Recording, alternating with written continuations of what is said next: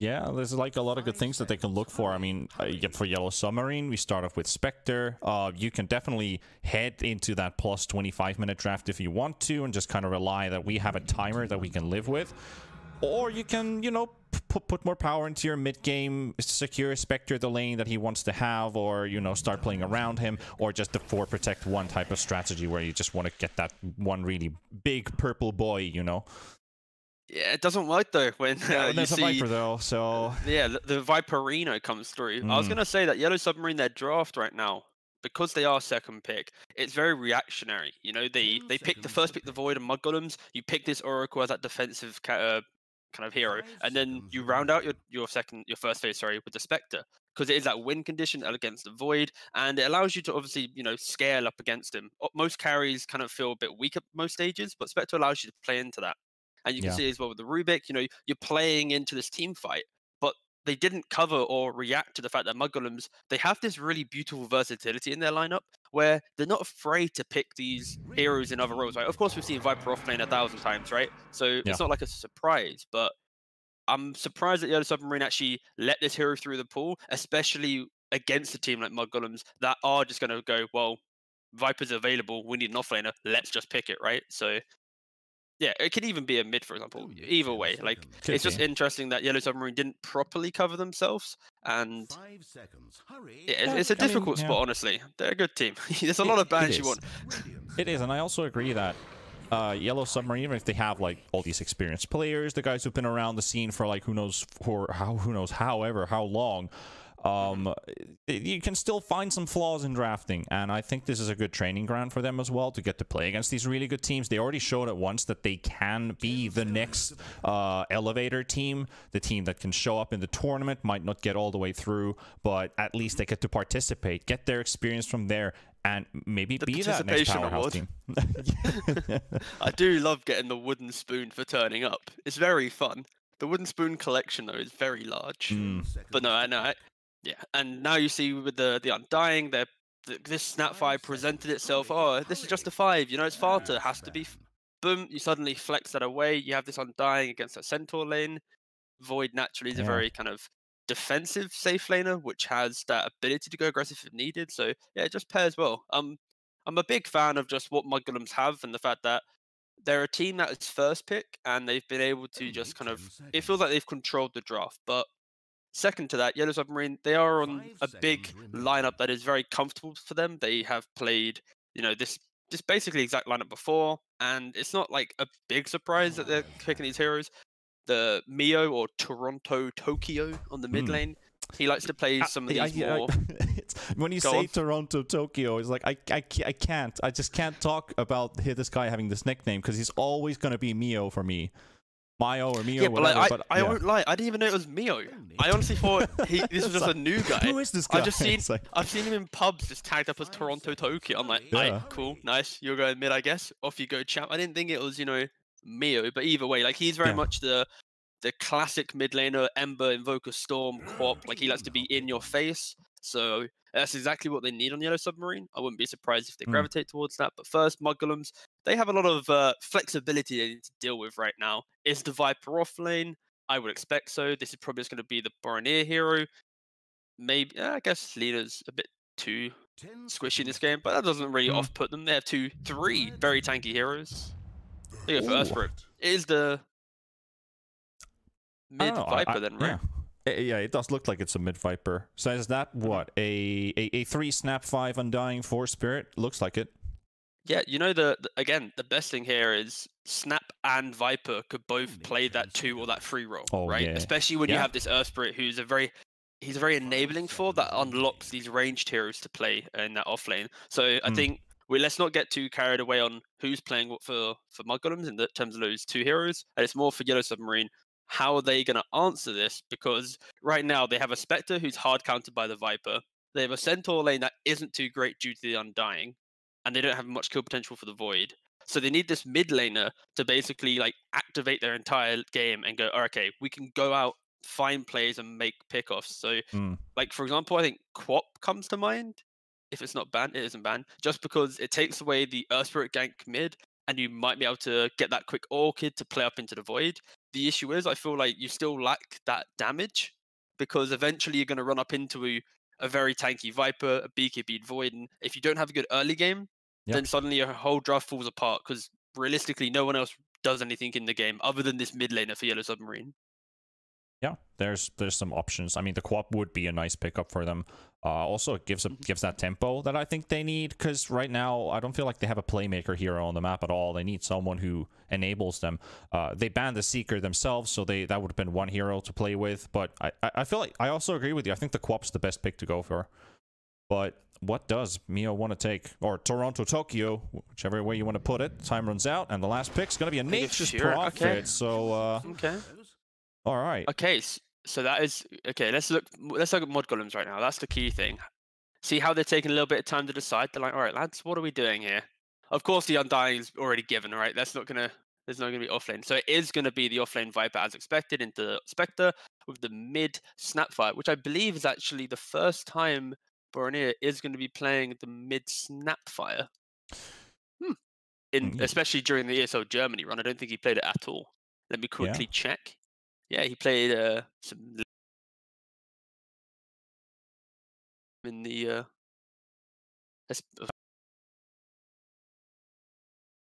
I mean, yeah, cool. I think that was the closed qualifiers with, I think it was maybe something, but I'm not entirely sure. Yeah. It's like 25 days. Touch the hero. That's the key thing. It's been a month. Oh, what? Whoa. What was that? You're right there.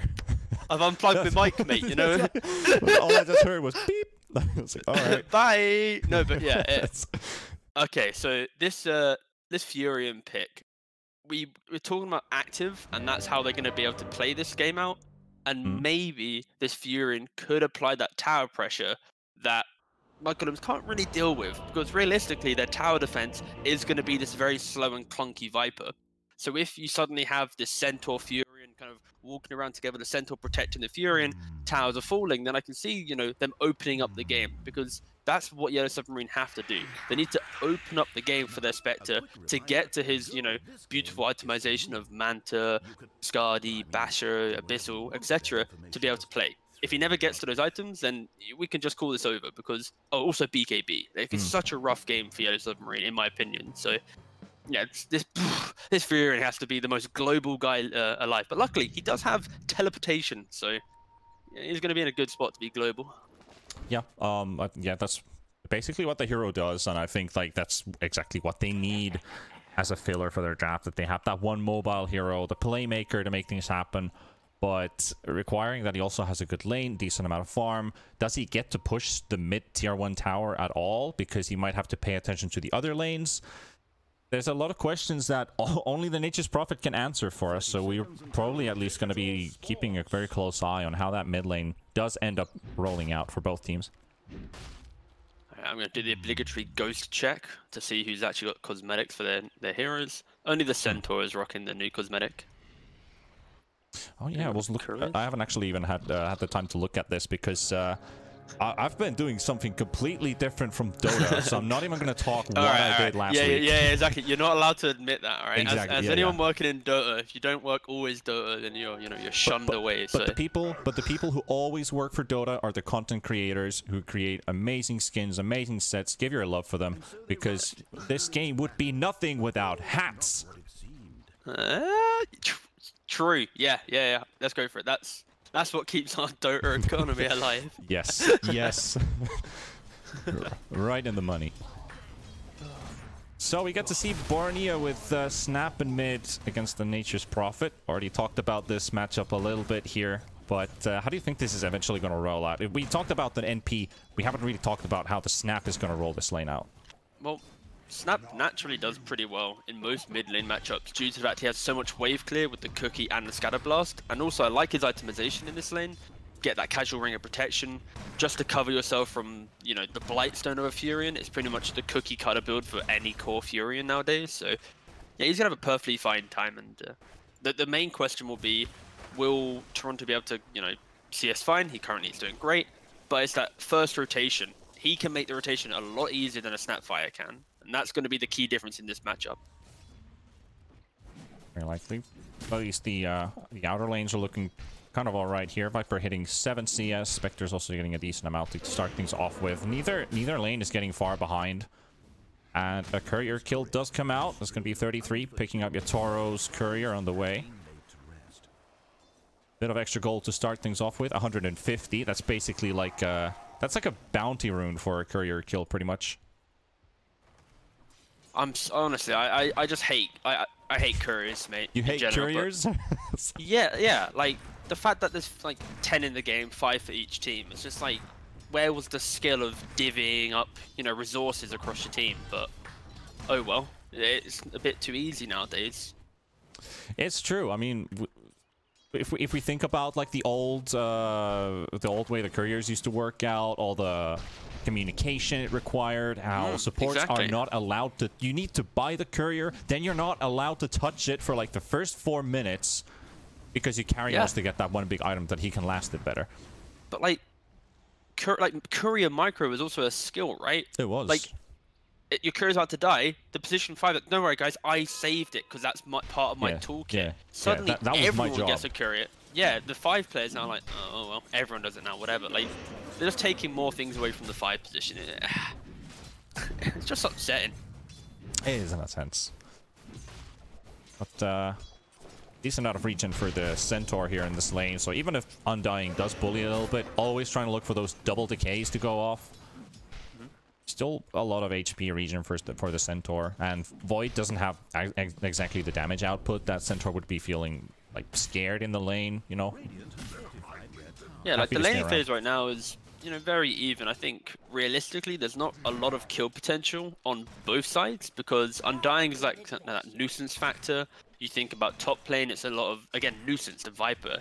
And when you have lanes which is like Spectre, Fury, they're not going to get early kills. It's when you get to like minute 5, the bounty rune contest, maybe the Fury's already got 6 and is rotating in, that's when the kills are going to start flowing potentially. But for now, you know, teams are playing as they are. No one's, you know, doing anything too crazy, and that's what we expect right now. And that does play into Yellow Submarine's favor, but realistically, mudgolems as well, they're going to ramp up the tempo when they get that 1-2 items on each player. They start playing around that chrono timing. That's when we're going to see, you know, objectives being pressured. Yeah, they're both just chilling, you know, observing what the enemy does. I mean, these teams have, I think they've already met like maybe once or twice the last few months, I guess. I mean, mudgolems ain't that old of a team, which is surprising how well they've actually done. Like, I don't think there's many teams that have actually gone up to par with the achievements that mudgolems has hit so far. I mean, we are talking about the online era, at least the 2020 year is. That is true. But they've taken the most benefit out of it, pretty much. Because that might actually help them. I'm sorry I interrupted, but like this year, that's gone so well for them. If they keep this up, when we get back to LAN events, how do we get there? That's going to be interesting, but the Spectre is going to be in trouble as Yatoro drops to 100 HP, and that should be first blood, and 33 will get it, so the Viper gets the last hit on it. Also, the Earth Spirit gets closer to his boots. So that's a good play here from mudgolems in top. Yeah, that's where the Viper v Spectre just comes into play. Viper just non-stop applying that poison attack to him, and unfortunately, even with Oracle getting a point in Fake's Edict to cover from that magic damage, it doesn't really allow you to eat through that amount of damage they have. But yeah, it's a rough one. But no, I think you just have to give credit for this mudgolem side. I think Farter and 33, these players, that was some good body. Deny, but yeah, that was a good body blocking there from Milan onto Miposhka. He does get the bounty deny, but ends up paying with his life. And this is just going to be, yeah, Milan's going to grab the next wave. They now have a double wave to farm. Is he going to grab it? No, he's not. He's just going to let it meet. Fair enough. I guess, yeah, if you grab that wave, actually, you expect to farm on the tower without pressure. So I'm happy they didn't grab the wave. Good job, guys. Good job, yeah. But no, yeah, I think, yeah, 33 and further, like, whatever team these two go on, and when they pair up, I feel like they just make a team successful. I think the captaining of Fada just really just elevates a team, right? Like, you can't look at a team he's on, especially when he's playing this 5 position. His just understanding of the game just, I feel, just can make most teams work. He's a very, I think, one of the underrated captains in the scene, for sure. Well, not after you saw Germany, probably. People are like, oh yeah, he's actually really good again. Yep, got a roll in from Milan and Toronto, Tokyo. He got hit by the Mortimer's Kisses, and so this NP finally ends up going down. It's going to be a kill for the Snapfire. Rubik TP's in, and a very risky one from Sobad. Really wants the kill on the Snapfire. Cookie will be thrown out, and Bora picks up the double. Yeah, a very classic rotation, but they are trying to go on Viper top. Unfortunately, an Oracle Spectre doesn't have that much damage, so can't really convert that kill. But a very classic rotation from mudgolems. You have that catapult wave coming in, you bring both supports mid, instantly pressure this tower, keep the catapult alive, and now suddenly, at minute 6, your Furion, he's going to have potentially this tower fall. And I say potentially, it is going to fall. Yep. Got a Tombstone going down on mid, so at least they're going to force out the Nature's Prophet from the lane, allowing that tier 1 tower to fall. The catapult making one more hit. Borania secures the last hit. 7 minutes, mid tower down, and NP unable to make any plays happen. He's stuck in this mid lane, trying to keep up the farm. He can't help his side lanes, and he's lost his tower. Yeah, normally Furions, they like to push out their lane and, you know, set up that rotation, but because of this really beautiful move from the supports and mudgolems, this Furion just like, oh well, can't really make any moves now, lad. And realistically, when we spoke about that active nature, yeah, who's Fury rotating into this lane? Is he going to TP into a Viper? Is he going to TP into this Void? Like, he doesn't have that instant lockdown in this rotation, so it makes that play so hard, and you're dependent on your side lanes and now, setting up the kill for you. And now Snapfire's rotating bottom. Sobad has actually seen one of them, but does he know the Snapfire's right behind him? Chrono onto 2 from Skitter. Rubik will be going down first, very low on HP, no. And that should be it. NP ulti does come out though, and there's a fight breaking loose on top at the same time. The Spectre in trouble. They've already lost one hero in Yellow Submarine. They might lose a second one as the Spectre goes into hiding into the trees. Will live a little bit longer, but very low on HP. Does have a Fairy Fire to back him up. Doesn't need to use it though. So it's unfortunately, that bottom engagement. Bornia tried to cookie the Undying in, but I think he just like got caught on the side of the Chrono. Slightly mistimed, unfortunately. It was very funny. You just saw the Undying just move like one unit and go, nope, I'm not going in there. Nope, you can't make me. There's not enough time and not enough matter to make it work out. Now Yatoro tries to TP home inside the poison, and he will die. The TP even goes through, but that's still a Death Spectre with a cooldown on his teleport. So that's either you walk the lane or you haunt somewhere when you spawn. Yeah, I was like, at least he has the haunt, right? That's the saving grace there. He just got 6, so he can haunt. But it's just such a hard game because these lanes are just going so well for Yellow Submarines. Because of this tower falling so early, this Snapfire, who naturally is quite a farmy-esque hero, is able to run around the map and do whatever he wants. Now they're going to punish Miposhka in top. 7-0. This is already a bloodbath. TP bottom. This might be the first kill for Yellow Submarine. They've got Undying though. It is hard to kill. It's a difficult target, but they finally get the job done. So that's going to be the first kill for Yellow Submarine, and we have the good old Brazil on the screen, 7-1 from mudgolems. All right, Milan getting a nice deep ward out. Yeah, this is just really good play though from mudgolems. The idea that they put Fada bottom, he tanks up a couple of spells, and it unlocks Milan to get this deep vision out. And now when you look at this Yellow Submarine kind of map control, taking this tier 1 tower, it feels good, of course, you have tower gold, but realistically, you've not made advancements on the map because it's so hard for you to want to play in their jungle when you have this like top side pressure.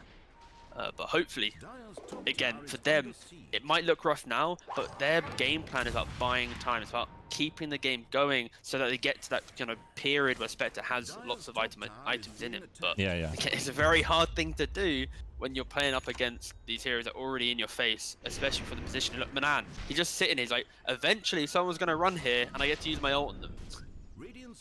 Yeah, and it's also like, I mean, Yatoro, if he does build that blade mail, he is going to attract a lot of damage, so that will come into benefit the longer this game does roll out because of all the dispersion damage and then the blade mail damage reflecting backwards. And there's a lot of AoE that mudgolems have, so it's definitely going to be a useful item. Not going to be like, you use your blade mail, nobody hits you, and they're like, all right, I used it, now they turn on to me. But there's a lot of like lingering stuff on the ground, like Mortimer's Kisses, overall, like all the AoE from Snapfire and the Viper. So that's already 2 heroes that will definitely reflect some damage backwards, but it's not going to help because they don't have it right now, and they're going to find the Spectre in the jungle. Yatoro, well, here comes the haunt spam. He's going to try and jump back and forth, reality shifting, and he will live for now, but Milan keeps the ulti ticking. The magical damage reduction will come out from Miposhka, and here comes Borania with Toronto Tokyo, and okay, Nature's Prophet, he just TP'd in, and he's trying to TP out to get cancelled. He's gonna get stunned up. Milan falls down, and there goes the NP, but Collapse will take down the Mortimer's Kisses. Snapfire gonna go down as well. Yatoro is still alive, and Yellow Submarine find 2. Can they find a third one as they chase on to 33? Collapse is right behind him. Fada is right there as well. He's got the Tombstone down. He gets 1 kill. He gets the Spectre. He does have the damage for it, and now the Centaur on the run trying to get some distance from him, as here comes the Faceless Void as well with the Chrono Will, and he's got everybody inside it. He's got all 3 heroes. He will go for the Rubik, and Sobat dropping low on HP will take down 1. Collapse is still got his ulti running, gets a stun out as well. They will take down 33, and Fada will take another one, and Miposhka is out, and Centaur should eventually fall as well. And Mudgolems finally prevail in the end, but they do take a few casualties on the way. But is it only the Viper? No, it is actually 3 heroes for a full team wipe.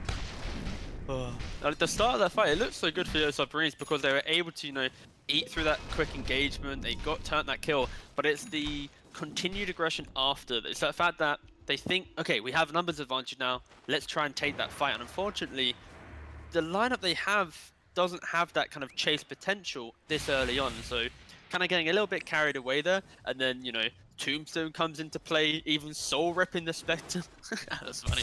And then, of course, Skeeter just arrives and just cleans up. So I think if Yellow Submarine can just be a little more defensive, maybe, with that engagement, accept the fact they were able to turn around and kind of a gank on their Spectre and accept it, then this could have been a much different story. But unfortunately, like I said, due to that desire for kind of trying to capitalize on that small fight, it kind of bit them in the ass a bit. So bit of a rough one for them. I've got a question for you. Give me your opinion with a school grade from 0 to 10 about Nature's Prophet. Mask of Madness with the right-click build, and you don't have any minus armor in your team to benefit from, so you're just a glass cannon.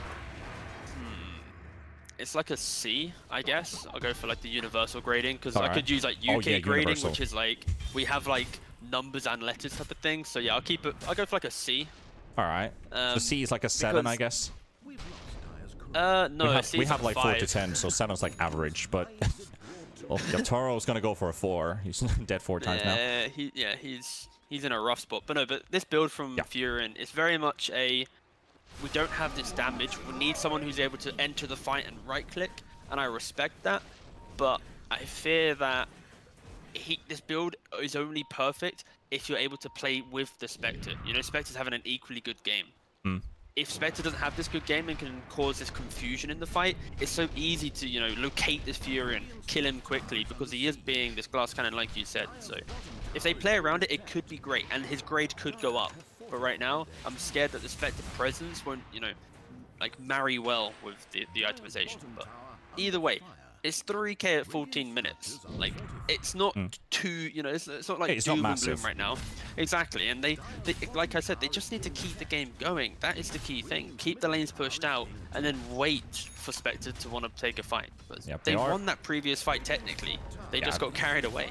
They might be doing it here. They've got rotations kicking in top. Faces Void. Oh, he's going to find a big one here. Skitter's going to be taken out before the fight even breaks loose. And they have the Haunt as well. Going to go straight onto Fada. Collapse with the stun. The Tombstone will be taken out. Here comes the Stampede as well. So to get them extra speed to come in as well. Miposhka now coming in to join the fight as well. Milan is there in the back line. We've got 33 taking some hits onto Collapse. Meanwhile, Fada trying to keep the Oracle away. And Oracle taking a lot of damage from Fada. Fada might be just able to solo this one, but the Sprout will keep him in place. Collapse, meanwhile, gets a 2-man stun. Barbarania will be able to take the kill for himself. And now Miposhka trying to run away from Fada, still keeping up the chase. Here comes the Mortimer's Kisses as well. Onto Yatoro as Milan on 33. They've cornered the Spectre into the trees. Already 2 down. Make it 3. They did find the Faces Void, but they end up losing a whole lot more for it.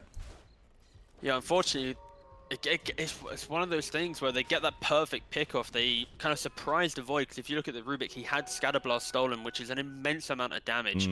They surprised him, got that quick kill, but the way that Fada was already in the front of the fight, using Flesh Golem, slowing everyone, a beautiful kick from Milan as well.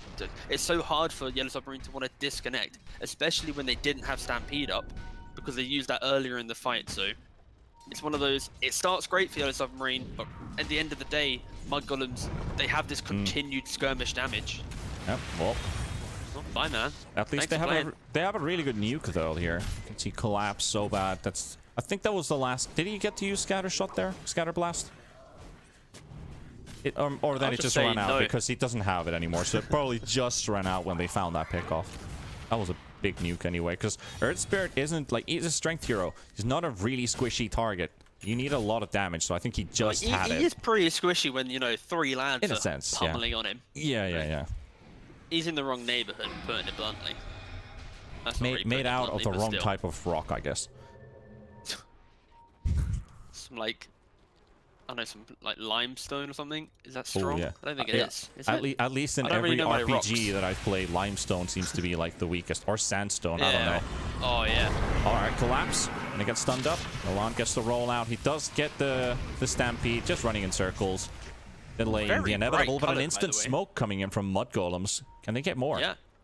You like when you pick off the tanky kind of frontline hero, especially when Collapse is farming that aggressively, the best play you can make is that instant smoke sweep through the map and look for that another pickoff. They're thinking Because the best Roche. thing is, if you chain going these Roche. pickoffs one after the other, yeah, maybe, yeah, they are. Skidder's just slapping it up straight away. Fair enough.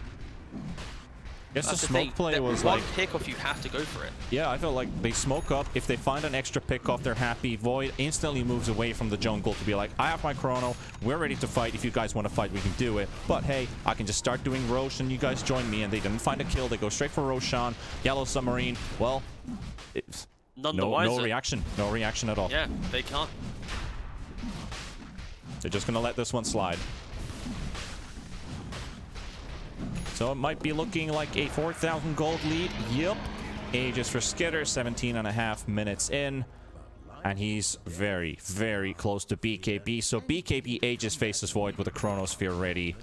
Mudgolems It's have scary. what they need. It's very, very scary, especially now that their fight kind of construct is a lot easier because Fata, Fata, 33, and Skeeter can now basically all run in by. Look at them. They just don't care. They're just running around. Chasing down. He's gonna find nothing though. Bless him, but I just love the reaction to Yellow Submarine. They're like, well, they have this Aegis, so what do we do? Look at right now, you got your Tara in the bot lane pushing that out. Toronto, Tokyo, or Mio, he's up in the top lane. They're just sorting, they're not reacting to this aggression. They're keeping the lanes pushed out and going, okay, cool, you can do your thing, but you're clumped up as 5 right now. You're chasing for pickoffs. So if we can maybe eat through this one Aegis, that fight after, when it expires, that could be a good window for Yellow Submarines to want to, you know, actually be aggressive. Yeah, it's very possible.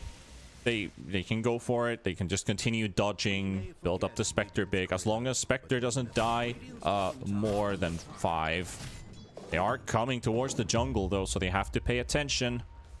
Collapse, especially. Oh, no, Yatoro. He's got to walk straight in. Oh, there comes the Roland, and Yatoro will be caught, kicked backwards.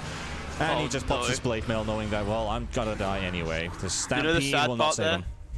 He died because Collapse was passing him over the Aquila. He's like, you know what? Come to me, Carrie, for I have found you a gift on my adventures. And the Will Spectre you marry then bowed me? down. Yeah, exactly. Bowed down to him. And he was like, oh, I'm sorry. Well, they're gonna find even more. Oh, Skeeter Actually, again. Wait, that's When Skeeter picks up an Aegis, he does this so often. I looked at completely wrong. I was like, all right, they're gonna find another pickoff. Wait, no, that's the Aegis. So basically, What- okay, he was what farming happened? in this. So he was farming right here, trying to skip the wave in this bottom side of the map for Dire. Rubik then just lifted him into a Centaur Storm, into then the route from Oracle, and then all of them used their nukes. And guess what? Skeeter go pop. Yeah. That's the start of my rap. Skeeter go pop. I'm gonna be dropping that one next week. Yeah, that's. I mean, are you the guy from the music video? Yeah. I'm gonna put like that gold grill Totally. in my teeth. I was about to start, you know, giving you the first, you know, bar of my my rap, but Oh, yes. unfortunately, didn't want to. I didn't continue on from there. I didn't continue on from there because I was like, I appreciated the moment. I was like, all right, we'll make a rapper out of you yet. I'm sorry, I'm just the wrong genre type of guy. You know me, I'm the guttural panda. So. You think I can pull off a rap? Have you seen me? No. Even this laugh alone, that little, that is a non-rap laugh. That is. But you know, some rappers they do laugh in very funny ways or very interesting true. That ways could be my as well. USP. However, some vision is coming out into the top tower, and Miposhka, maybe not the most necessary BKB pop there from Skidder, but at least it's used. However, so bad in trouble, gets the lift onto 33. He doesn't have any friends to help him out. Spectre just throws in a dagger. 2 quick pickoffs there for mudgolems, but they do get to push bottom a little bit. And they might even have an enemy hero around. It's going to be Bornea. Skitter is also around. Tokyo's manning up. Hello, and Tokyo. That is not going to work out for him. Just perma controlled there. Just gets the... As the chrono ends, one tiny little bash comes in as well, so no reactionary nothings are coming out from there. And collapse. I have no idea what was his plan here, but it's not going to pay off. Blink. Oh, okay. Maybe now. Oh, no. Maybe. Nope. Oh, no. He was, of course, dead. And I thought I'd just give it that fake storyline. Yatoro almost Yatoro, not you as well, brother. And now he's just going to get kicked backwards by the looks of it. I mean, wait, Milan's not kicking him yet. Gonna keep the slows up. Yatoro does have Miposhka around. He has that ulti available. Can he get to the high ground? No. And now they're going to roll onto the Oracle, so it's just one big chain feed by the looks of it. They found 3, and they're going to look for the 4th one as well. Miposhka tries to self-cast to get rid of the rolling stun, but it doesn't work out. And suddenly, 4 heroes disappear one by one. Yeah, I just love the way that mudgolems are playing that. They set themselves up in this top side of the map, and as soon as they got that 1 kill on the Oracle top, they instantly just kind of swept through the map. You know, that flooding, that numbers advantage. And look at the itemization from Snapfire. He has bots, he has blink, so no matter where he is, he's always going to be able to just throw that lad all the way into that fight. And they just basically just pick off after pick off. Yellow Submarine, they need to be a little bit more, you know, respectful of these spells and accept it.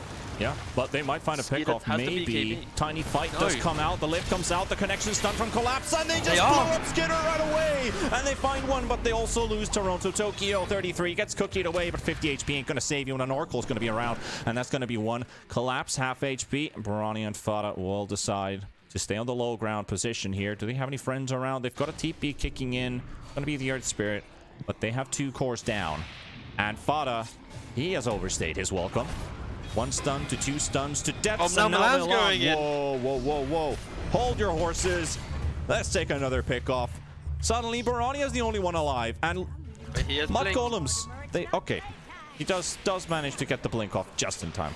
But yeah, that was a basic illusion cast into a blink away. But still, they had like a 3,000-4,000 gold lead. Like, as in, I'm talking 8k to 9k. Now it's 5. Yeah, it was meant to be one of those moments where that play from mudgolem sweeping through the map, that basically sets you up to be non-stop aggressive and basically mirror that play non-stop throughout the next kind of phase of the game. But Yellow Submarine identified the fact that being cute and pushing out waves is great, but you are able to take a fight if you get that pick off. And unfortunately, Skeeter is basically that kind of component in mudgolems right now, which is opening up Yellow Submarine to make these good plays, because he dies straight away at the start of the fight, and now you don't have this threat of the chrono. Think about that previous engagement, the one before we just saw. It went so poorly because you just chrono the Fury and take away all that damage from the MKB, and now it's like, oh, well, what are we going to do? So I think Skiddy, he has to be a lot more disciplined in his positioning, play around that kind of the gobble up, and then they'll be fine. So I think it might look a bit good for Yellow Submarine, but realistically, mudgolems make one adjustment in their positioning, and they're going to be perfectly fine going into this next fight. It's true. I mean, Skitter he's been looking like a little bit of a shaky mouse in a sense that he did pop his BKB on an Oracle kill in top with a friend, so that was a 2v1, not a 1v2. It was a 2v1 fight, popped his BKB. Going for those, like if he sees Fury and he just drops his Chronosphere. So, you know, I mean, probably his teammates have already told him, like, hey, just chill, take it easy, we got this. And we'll definitely see a lot stronger mudgolems in the minutes to come. But for Yellow Submarine, Spectre is slowly getting bigger. The clock is ticking. Slowly being the key word there, Mr. Panda. Yes. Very slowly. Very slowly, but the clock is ticking. 8k net worth. He is below the Centaur. Nice spit comes out. Tokyo's dead. Yeah. Nothing you can do to react from that. Gobble up. Still love that spell, nice. And into the jungle. They have found several heroes here in this same area. And Yatoro is once again in the same spot. Fada might have actually caught a glimpse of the Spectre there momentarily. Roshan, a very long respawn time. Looks like it's going to be a full 2.5 minutes. but it doesn't. Saving grace for Yellow Submarine. Oh, he's going such glass cannon. He's looking at Mask of Madness, MKB, into then Daedalus. He really is going to just try and blow up these targets. And Milan just used his ultimate on literally nothing. Sorry for calling you out there, Milan, buddy, but I did hear the ultimate. And I heard no death or destruction, so it's not as if it's a big thing. It's only an Earth Sphere ult. At least since we don't have chat will sounds, we might have heard the oops. And Skitter. Oh. Now he's found the Nature's Prophet. He knows. Okay. Okay. Oh, alright.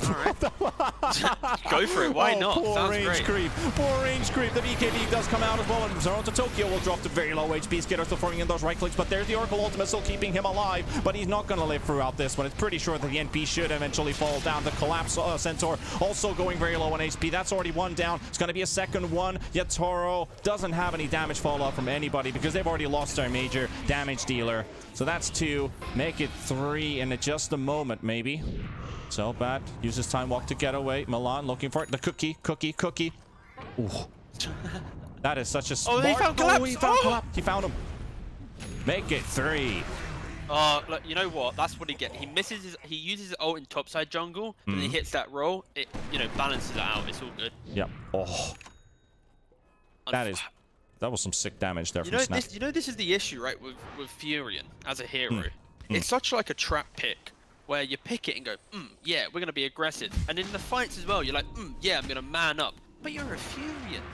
Against a Void, he just bashes you to Kingdom Come. It's why Void's such a good hero and why mudgolems first picked it, for example. Unfortunately, this Furion is not able to pump out damage because that fight construct, it wasn't the Haunt first. It wasn't that pick off the Centaur. It was the Furion up front. And that means it's such a simple chrono that now, when your Furion's dead, or at least, trying to do any damage through bash, your Spectre is now relegated to the support hero who's just trying to destroy a tombstone from undying. So unfortunately, as Submarine unable to do any damage in that fight simply due to how they took it. It was a reactionary fight, not their own setup.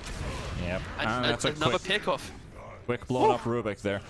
Like if you look at the Nature's Prophet item build, he's got like full damage items. You know what defensive item I would love to see him pick up? The Aeon Disc. Because all this damage isn't doing anything from him right now if he's being the target for the Chrono. He needs something. For Furion? For Furion. Because of the Chrono Realistically, he needs to be looking more towards, the Satanics, why I bought the Mask of Madness quite early on. It's about you survive the Chrono, and then you need to be able to pump out your damage post-Chrono. If you itemize to live through the Chrono, you're then going to do no damage. And that's the issue right now. That's true. I mean, yeah, the BKB Satanic could really work out there. He, right after the Chrono, just pop both up, regen. Don't get stunned up right after. And it puts a lot of pressure on this Oracle having good positioning. Collapse. He's got a chance to go for a contest here, but it's not going to happen. I say trying. He's just watching keenly on the side. Was moving there. We're saying about positioning. Look at the Oracle. He goes for that Blink Dagger. He knows that his job is basically sit as far back as possible. Don't get caught out by, the Gobble Up or the Earth Spirit initiation. And then keep this Furion alive. Because that's all his job is. Keep Furion alive. Allow for that damage to come across the fight. And you're going to get to that phase that in the next, I'd say, it's not going to sound good. But in about 10 to 15 minutes, that's when Yellow Submarine are going to be able to bring something properly to a team fight where they don't only rely on that key pickoff, because Spectre's going to maybe have an Abyssal at that point. That'd be a risky point here. Toronto Tokyo just finished off the Daedalus and a 3-man smoke. Gobble up. Right on the money on top of the Spectre. There goes the Chronosphere, and there goes your Spectre. But they also get a kill on the Viper at the same time. So now there's no Chrono, there's no Spectre, but they have their big damage dealer. Honestly, I was looking at the Viper kill. I was like, they've not used Gobble Up. What are you on about? So I realized the Spectre was dying. Yeah, I was like, Skitter, BKB popped up, but Neo, there goes Neo. He just right clicks away, and he crits a couple times. He takes down another, and it's going to be a big trouble here for Skitter. He does get, he doesn't actually get the jump away because he's sprouted in the trees, and now it's working out for him. And Toronto Tokyo, he forces the buyback. He gets another kill, and then it just profits right click damage is too much to deal with. And that was it. they had to use their chrono on the Spectre kill, but that meant that the Nature's Prophet is gonna have free roaming space.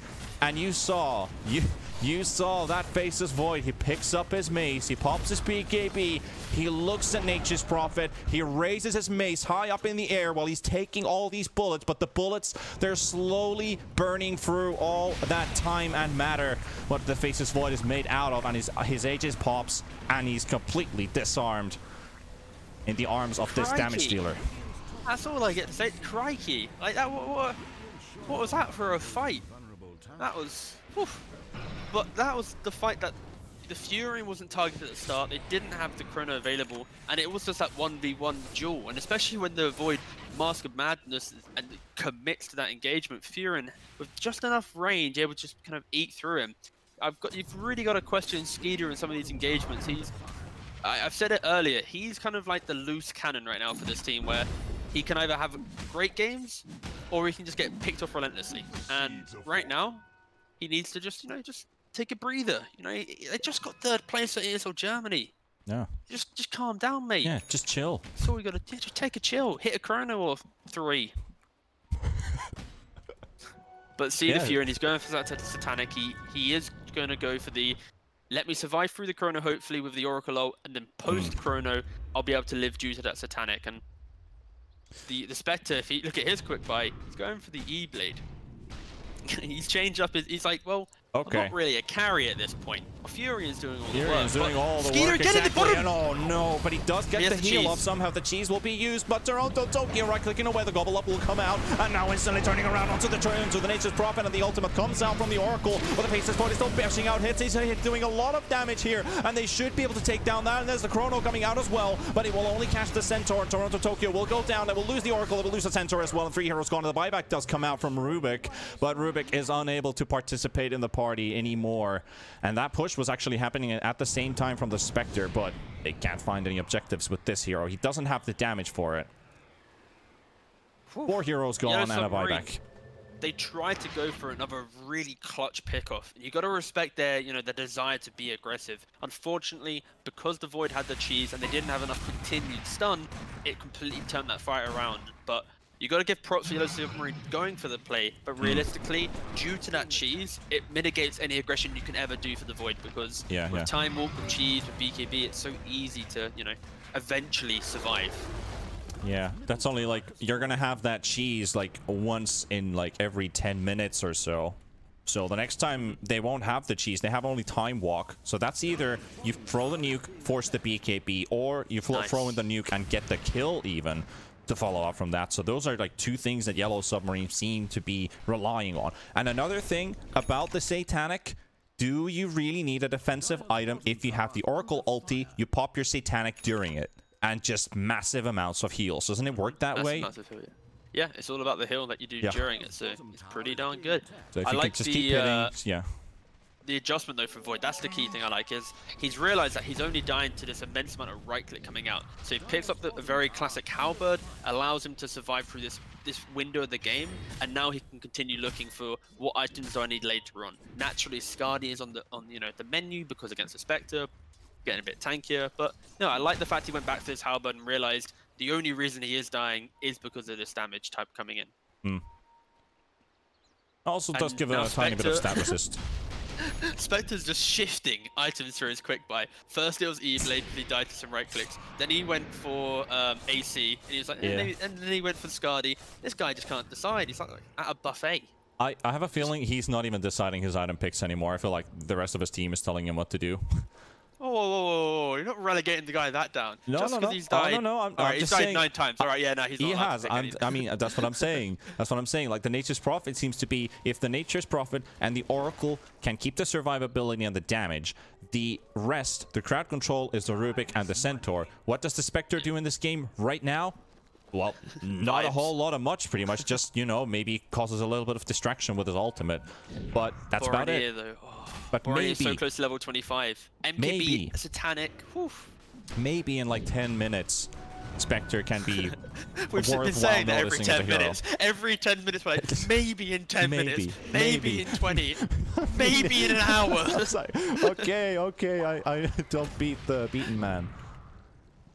But yeah, it's just so scary when you think about that pure 5-on-5, an objective-based fight. There's so much varied damage coming from mudgolems that it's very spooky. And now they've gone, wait, why are we just getting picked off? Let's just group up and go. Yeah, so I love mudgolems just pushing it. Just taking care and control of this entire area here. People are teleporting out from the bot lane. Oh, Tokyo's under vision right now. He is. Tokyo, no, can he get out? Can he get out? Can he get out? He's got to be very close where he gets the silence up, and the chrono does have to be used on the Nature's Prophet. Oh, Skeeter, you little devil there. He held his chrono to the last point. He was like, he doesn't know I'm here. I'm going to make it think like he's going to live. No! I'm going to use chrono. Fair play. Gotta respect that. He paused and he just made sure he knew exactly when he was going to do it. Yeah. Best player of the game from Skeeter so far. Joking, no, I'm not. I mean, the like, if this was like maybe 2 years ago, Milan would have cancelled that TP with the kick, but it doesn't work like that way. So it kind of puts you like, I thought that was some weird shade. I thought that was like some oh, you know, 2018 Milan healed the bee's knees. No. What's this angle you're going with? But no, you're talking about hero mechanics and. Yeah, I'm just talking about irrelevant history that doesn't exist anymore. You know. I see. I'm not the Dota historian though. Thank God for that. Okay. Yeah. There's too much. To be the true Dota historian. There's enough that your brain can handle in this game. Yeah, you have to dip your hand into the cookie jar a little bit. You know, not too much. Yeah, just a tiny bit. You know, the golden film of the Nutella can. Alright, so Centaur, again, I'm just big fan. He goes for Blink, Pipe, Ags, AC. He's basically going, okay, my lad's gonna survive. Please. He's the presence in the fight. He needs to be there. He needs to stay alive, but he needs to be around his teammates. But most importantly, he needs to be there. Do I make myself clear?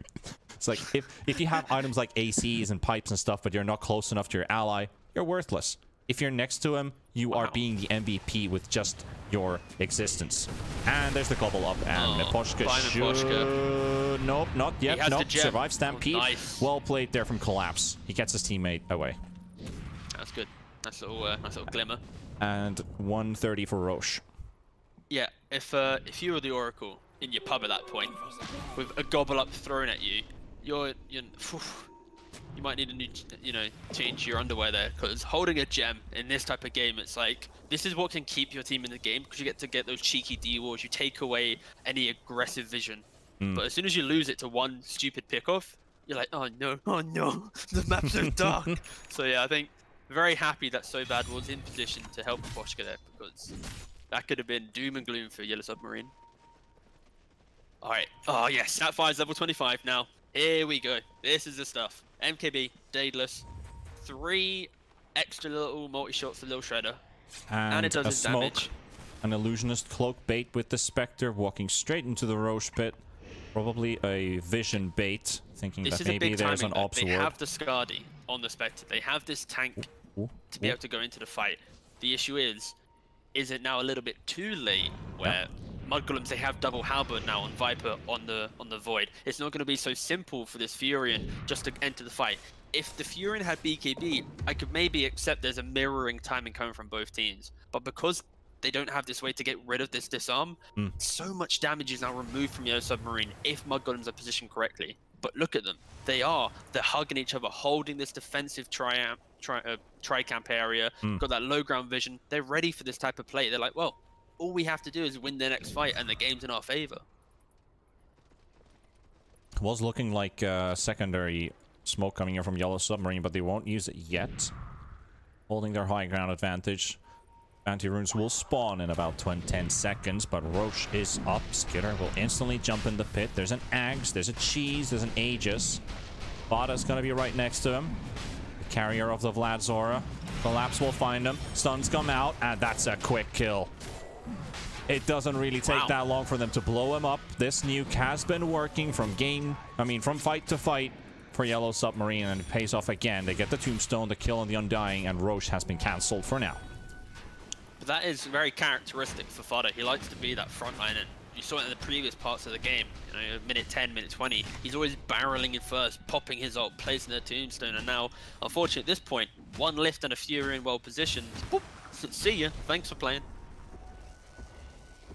They didn't really have to use anything for that engagement, I think. As if Yellow Submarine can buy out enough time, wait for this Roshan, or keep contesting it very gently, if they get this BQB on the Furion, this could be a very scary fight. It's this entire game right now is, can Skeeter hit the Chrono to win the game? That's it. If the Chronos aren't good, then Yellow Submarine have a way to take fights, because the fear of Chrono alone, it's so scary, because it's like Chrono Furion, win game. That's literally the playbook right now for mudgolems. Oh no, Radiant scan. Gobble up, jump on him. They got the Radiant scan, they will spot. Somebody is inside the Radiant jungle, but how many heroes are there? And this is actually given the time for mudgolems to stack up. They were a bit spreaded there for a second. But Yellow Submarine, obviously, they have to constantly expect that there's going to be 5 heroes, nevertheless, unless somebody shows up in a lane. So they can't just go for a kill if they feel like it. I mean, that was an opportunity you could have maybe used, but you're still under an enemy tower. It's super risky. Ever. Yeah, exactly. It's super risky. If you go through the history of Dota 2 and the amount of games lost from teams diving this kind of like behind the tier 2 pocket on both Radiant and Dire, yeah, like that one play completely can lose you the game. So I'm really happy Yellow Submarine didn't get a little bit kind of antsy and go, kill the Snapfire, go! You know, like they were respectful, especially when the Void was smoked behind the Snapfire as well. So good stuff, Yellow Submarine. But again, contesting this Roshan, that's the critical play here. It's an Ags Roshan as well. Get your bodies in there, boys. Pay attention to Fada's positioning this time. Last time he was in the front. Does he go for it again? Aegis Prophet coming in. There's a tombstone thrown down onto the ground, and here comes a jump from Skitter. The lift will come out as well. They will not use any crowd controls yet. No stuns, no damage coming out yet. Now comes the Haunt as well. Roche is very low, 2600 HP. I don't even know what to look at right now, but the Earth Spirit has already fallen down. He's actually buying back, and he will be coming back into this fight very momentarily. But this Roche is still going down 1500 HP. Yatoro wants to go in, but the ultimate coming from 33, and the Roche will be contested. They're all inside the pit. They will take the Chrono. The Dire will take the kills. It goes to the Yellow Submarine, and Skitter will take the Aegis for himself inside the Chronosphere. 33 really low on HP as well, and 33 will go down. He will go for the buyback on the Viper as well, and so does Toronto Tokyo. And we still got a 5 versus 5 fight going on as Yatoro still trying to make a run from him away from the hands of the Faceless Void, and Skitter, 33 HP, won't be able to get the kill. Maposhka gets his friend back to safety. Now the back of Toronto Tokyo is going to be a dieback on the Nature's Prophet, and Mio is out for the count, and it's 15,000 gold now for mudgolems. But most importantly, there is no buyback on this Nature's Prophet, and it's 2 minutes without your big damage dealer. Mudgolems might have just broken the wheel. Yeah, that fight for Mudgolems. Oh, are they going to get collapsed too real quick? Mindful collapse. TP coming in from Snap as well. He does use the Stampede. Ag Stampede. So you shall never kill me. Oh, the gobble up though. Oh, hello. No. Not out of the clear yet, and onto the Rubik. Rubik is gone. Buyback comes out as well, and Spectre very low on HP, 500 left. And the Oracle ulti will be used by Miposhka, keeps him up alive for just a bit longer, but Collapse will be pushed back into the hands of the Mudgolems. And they are running out of firepower. Mudgolems seem to have plenty of it though, but Yellow Submarine, they will not use the buyback on this Centaur, because it's a 3 versus 5 scenario. Now they use it. Centaur coming back in. Melee Rax does go down. And still all 5 heroes from Mudgolems. They have no buybacks. There's still Spectre and Oracle actually have theirs, so there's more buybacks on Yellow Submarine, but they don't have their Nature's Prophet, which is their big damage dealing tool. Gobble up. Doesn't quite connect. The silence coming out onto the Rubik though. Stun from Collapse. Damage coming out onto Milan. Still got 1100 HP though, and Skitter comes into rescue, helps his teammate. He still has the Aegis, has the BKB, 16 seconds for Chrono, and they're going to go straight for the tier 4 towers. They want to end this game here, right now. Here comes a Cookie, will connect onto Yatoro, and the damage, Skitter is taking a lot to himself as well. The Aegis will finally pop, 18 seconds for the Nature's Prophet. They have Chrono up in 3 seconds. Chrono is up now. Yeah, they're going to be able to Are they swapping the spell? Are they swapping the spell prism as well? Because I see the Void is now holding onto it because of the Chrono. Yeah, especially because he has that Ag Synth as well. He's going to be able to really utilize that free bash he's going to have here. I'd be scared if I was Yellow Submarine chasing out like this, especially with the Chrono. Like, no one's TP back on Radiant. They actually want to take this fight. Oh, and they will go in. They got the lift on Skitter though. Does have a BKB, but he doesn't have to use it though. They are not fully committing onto this hero. Aces Void is going to be fine.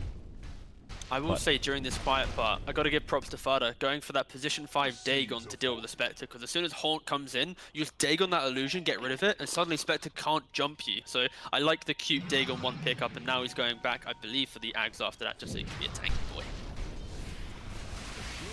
45 minutes into this thriller. This has been a pretty pumped up game from both sides. I feel like Yellow Submarine never really gave into this game. They've been behind, but this is not like a, this is far from a stompy game or anything like that. They've really fought against mudgolems.